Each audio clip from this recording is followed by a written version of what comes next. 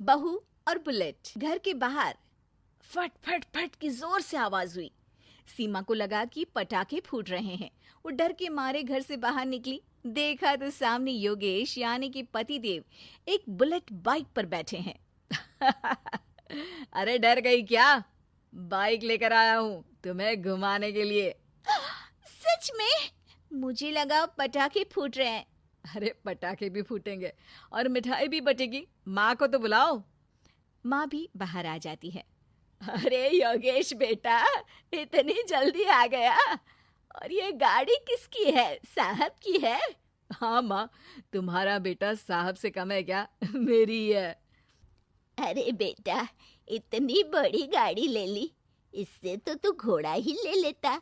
महंगी पड़ी होगी ना? माँ महंगी सस्ती छोड़ो और मिठाई लाया हूँ, गांव में बंटवा दो। अरे बंटवा क्यों दो? पीछे बैठो, गांव में बांट कर आते हैं। सब खुश थे। योगेश गांव के बाहर एक कोयले की खदान में मजदूरी करता था। मेहनत और अकल से उसने वहां ठेकेदारी का काम सीख लिया और सूझबूझ से ठीक ठाक पैसा बनाने लगा। गांव में बात फैल गई कि योगेश के घर धमाका गाड़ी आई है। ऐसी गाड़ी पहले कभी किसी ने गांव में तो देखी नहीं थी। योगेश और माँ गाड़ी से वापस घर आ जाते हैं। बेटा, बाबूजी ऊपर से देख रहे होंगे और आशीर्वाद भी दे रहे होंगे तुझे। वो होते तो उनको भी घुमाता माँ। पूरे गांव में नाच नाच के मिठाई बांटने जाते। जैसे मैंने नाच नाच के बांटी थी जब वो अपने लिए एक साइकिल लेकर आए थे। बस बस, बाबूजी दो बात भी सुनाते कि फटफट वाली फटफटी ले आया। सीमा आगे कहती है, अपने लिए तो ये गाड़ी ले आए और मेरे लिए? अरे ये गाड़ी तुम्हारे लिए ही तो है। पक्का मेरे लिए है?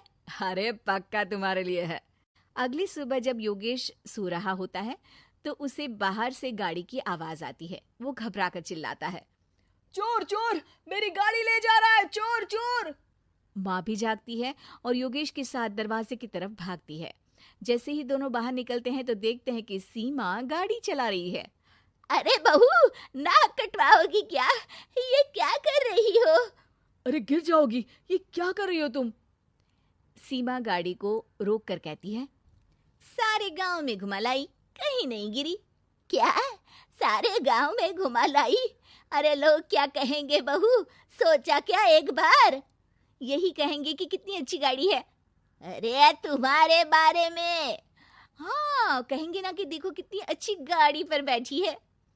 बहू गाड़ी रखकर योगेश और सासू माँ के पास जाती है। तुमने कब गाड़ी चलाना सीखा?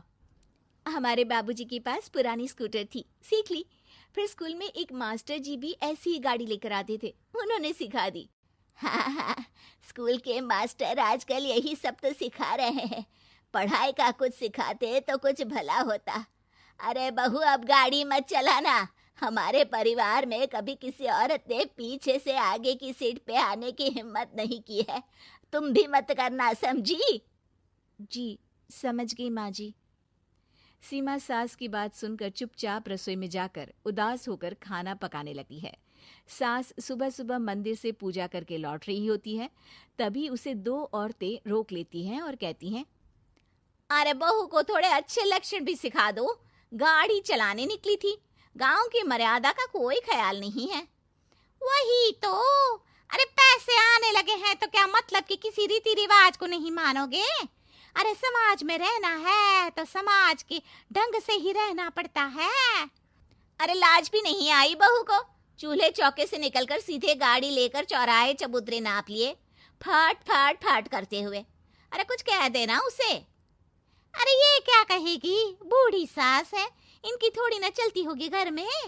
हाँ, बहू की ही चलती होगी, मर्जी भी और गाड़ी भी। सास सब सुनकर घर आती है और बहू को चिल्ला के बुलाती है, अरे नाक कटवा दी सबके सामने गाड़ी चलाकर। औरत जात गाड़ी नहीं चलाती। शहरों में तो 4 पहियों वाली गाड़ी भी चलाती हैं और हेलीकॉप्टर, हवाई जहाज भी। शहर में थोड़ी ना रहती हो मैडम साहिबा। आज के बाद गाड़ी से ही नहीं, यूं भी निकलना बंद तुम्हारा घर से। माँ सही कह रही है। कहीं भी जाना हो तो मुझे बता देना, मैं लेकर चलूंगा। आज माँ को तुम्हारे कारण कितनी बातें सुननी पड़ी। इतना कहते हुए योगेश वहां से चला जाता है। बारिश की वजह से कारखाने के रोड पर कीचड़ रहता है, इसीलिए योगेश गाड़ी घर रख कर जाता है और किसी से लिफ्ट लेकर कारखाने पहुंचता है ताकि नई गाड़ी गंदी ना हो। लेकिन शाम को इतनी तेज बारिश होती है कि उसे वापस आने का कोई साधन ही नहीं मिलता। बारिश बढ़ती जाती है। रात के 11 बज जाते हैं। रास्ते में एक नदी का ब्रिज है। अगर उस पर पानी आ गया तो योगेश कारखाने में ही फंस जाएगा। पूरी रात भूखे प्यासे बितानी पड़ेगी। घना अंधेरा, बिजली की कड़कड़ाहट और तेज बारिश। राजेश डर भी रहा था, ठंड से कांप भी रहा था। तभी उसे रोड से आती हुई एक रोशनी दिखती है। वो देखता है कि उसके सामने एक बाइक आकर खड़ी हुई है। वो ऊपर वाले को धन्यवाद देकर उस बाइक वाले आदमी की तरफ बढ़ता है, पर पास जाकर देखता है तो भौचक्का रह जाता है। सीमा, तुम यहाँ इतनी बारिश में गाड़ी पर? पहले बैठो तो, नदी ब्रिज पे आ जाएगी तो जाना मुश्किल हो जाएगा। योगेश गाड़ी के पीछे बैठता है। सीमा गाड़ी चला रही है। मैंने तो तुमको पहचाना ही नहीं।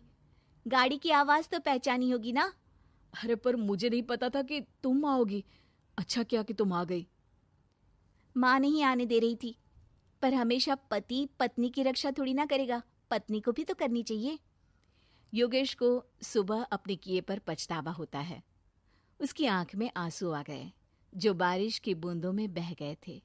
उसके बाद सीमा को सास ने और योगेश ने खुशी खुशी समाज की सीमा लांघने की मंजूरी दे दी। अब वो जहां भी जाती फट फट फट गाड़ी पे ही जाती।